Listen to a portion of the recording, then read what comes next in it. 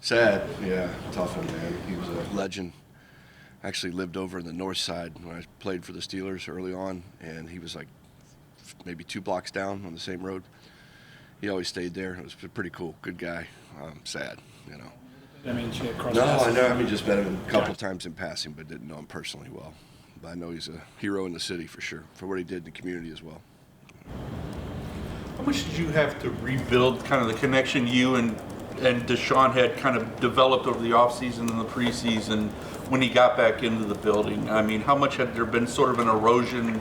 I don't know if that's the right word, but, just kind of step back to, take a step forward. Yeah, no, I think that obviously when you're not communicating every day, it's tough. But once he got back in, it was like riding a bike. In the quarterback room, he fit right back in. Drew does a great job in that room of getting those guys ready to play, and I think he really didn't miss a beat.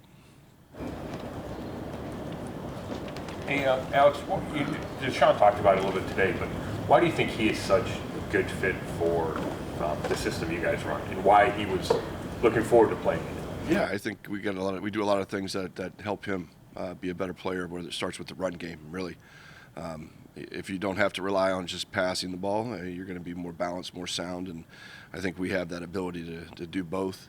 Obviously a big part of our game is the keeper game off the play action, and he's really good on the perimeter. So it kind of marries up. About the keeper game, do you think, is it taking defenses a while to respect that he might keep it around the corner? Do you still see those ends crashing maybe more than they will after he's played more? I think it goes back and forth really each game. You'll see them hold more now, which helps the run game. He does a great job of making everything look the same, whether it be the run or the keeper, and that makes them play it honestly, and that's what we're looking for. Anytime they're chasing down the line of scrimmage, then they're not playing the keeper, and it's coming. The no huddle and the tempo changes that you can do with him. Why is he well suited to that sort of thing? I think it's for a guy that's just gotten into the system for the first year and not been a part of it for a chunk of the season. It allows you to operate quickly, and communication's less at the line of scrimmage. I think that's something that all of our guys really respond to well. Just short, quick calls, precise, and we know exactly what to do in those calls. I've seen those initial connections with Deshaun and guys like David Njoku and Amari Cooper, but then last week it looked like he started incorporating guys like Dalen Baldwin, Mike Woods, getting them. Is that something that helps him get to that next level of his development and getting him kind of back on track where you guys want him? I think so. I really do. I mean, I've seen growth every week. I would say yesterday I thought he had his best practice he's had. Just command of the huddle, command of the play calls, his footwork, his timing, his rhythm, his accuracy. Yesterday I really was impressed. So those guys, really proud of the young guys that stepped up, Baldwin and Woods. They're going to be a big part of us moving forward. They're good players, and for him to come in and not shy away from throwing those young guys the ball is good. So again, he's progressed each week with the help of the young receivers, but really impressed with his week of work yesterday, starting off this week. He's talked about the game slowing down for him. Can that, even for a guy like Deshaun, was out for so long, does the game have to slow down again, sort of re-slow down? Absolutely. When you're out of football for as long as he was, live action, it's chaotic when you start doing it again until you get that feel and that rhythm again, and that's what I'm seeing now on the field for him. It's slowing down. There's not as much angst in his body. You can just tell he's more comfortable with what he's doing. About the guys having to stay alive, when he's out of the pocket and just learning that whole side of him. We talked to him about the Michael Woods play where, Michael had the little learning moment there on the field. But can you just address that a little bit about how those guys have to be ready for whatever Deshaun has to offer? Yes, that's something that in the skilled room when we talk to the receivers and tight ends and running backs, we talk about the scramble drill daily. It's part of our game.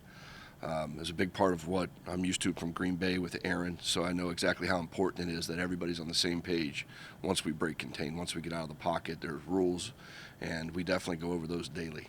And if a clip comes up in practice, whether it be in a game or practice or another game that you're watching somebody else do, we'll pull those apart and just say, here's what they did well, or here's what we did well, or here's where we can improve when we break contain, because that's a big part of explosive football is outside the pocket and broken plays. So there are hard and fast rules on that too. It's not as sort of fire drill as it might look. It does sometimes look that way, but hopefully we're all on the same page and know exactly how to execute when we do break the pocket.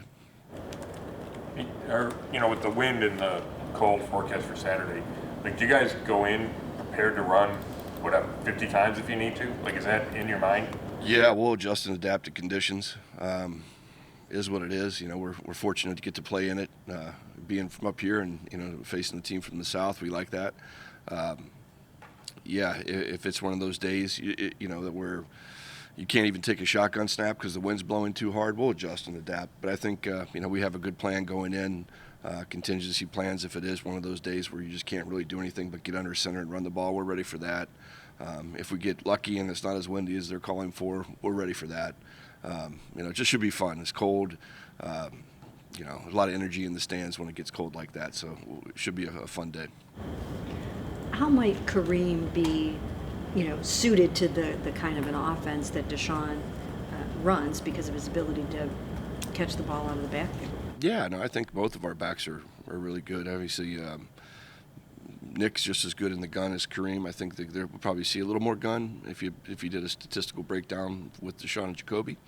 And both those guys are good runners, but Kareem especially, does a lot of good things from the gun out of the backfield, on third down as well. What have you learned about Amari just being around him this year as he's ready to, looks like he's going past 1,000 yards again? Hoping so. Yep, really proud of him, man. He's, getting to know him over the course of the season, how seriously he takes it. It means a lot to him. His route running is as good as I've ever been around. To create separation, his suddenness, his ability to put his foot in the ground and break, with violence at the top of the routes to create separation, and just tries to do it right every time. I think that's the biggest thing. I mean, his film studies is really, really strong. The quarterbacks and he will text on the side often. Did you see this clip? Or they'll send film clips back and forth, so I know how hard he works at it.